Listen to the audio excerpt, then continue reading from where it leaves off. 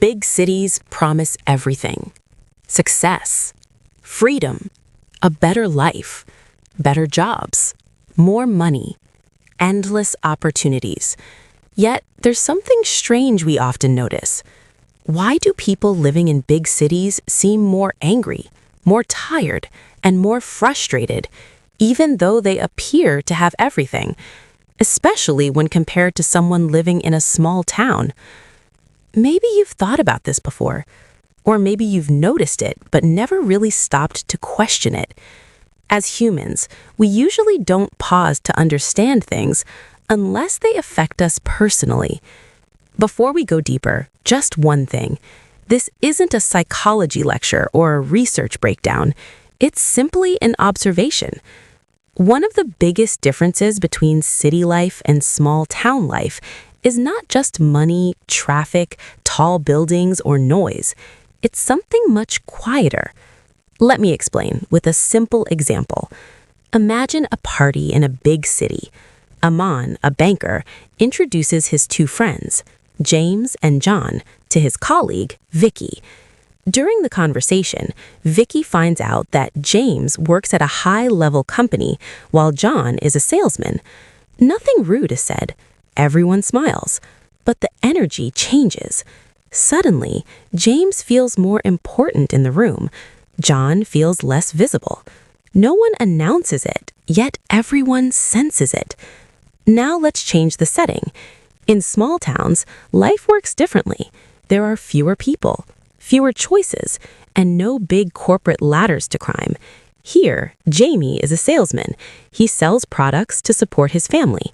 People don't know him by a company name or job title. They know him as a person. They know how dedicated he is, how respectfully he speaks, how consistently he shows up every day. Over time, that familiarity builds respect, not because of status, but because of effort and character. And this brings us to our first point: status competition.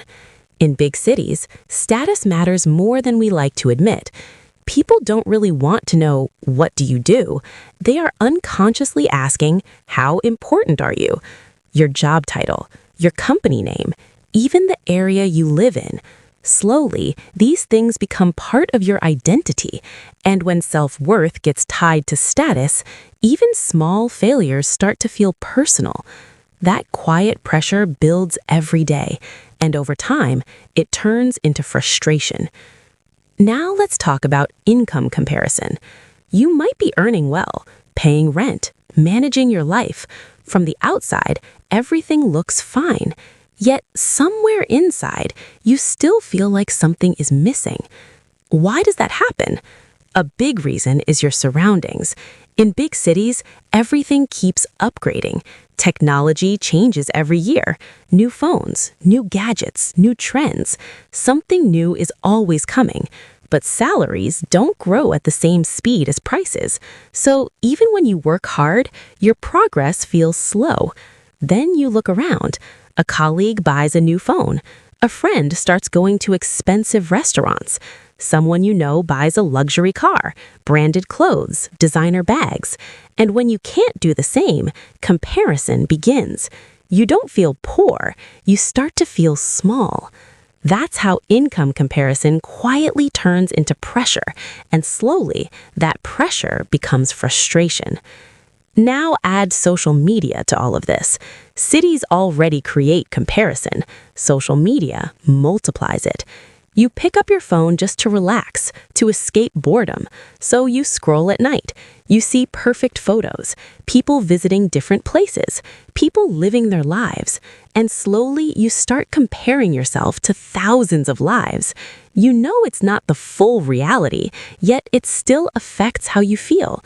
You start wanting their experiences, the clothes they wear, the gadgets they use, the places they travel to. And without anyone saying a single word, you begin questioning your own life. Am I doing enough? Why does everyone else seem ahead? That's where frustration begins. Not because your life is bad, but because comparison never lets it feel enough. Now let's move on to our final point before this video gets too long. fear of falling behind, the real frustration. This is where frustration reaches its peak. In cities, people are not always unhappy. They are often afraid of falling behind, afraid of missing opportunities, afraid of not doing enough. So even on good days, the mind keeps running. There is no clear finish line, only the fear of slowing down. In small towns, life often feels more stable, more relaxed, with less competition. But in cities, life feels like a race, where stopping even for a moment feels like losing.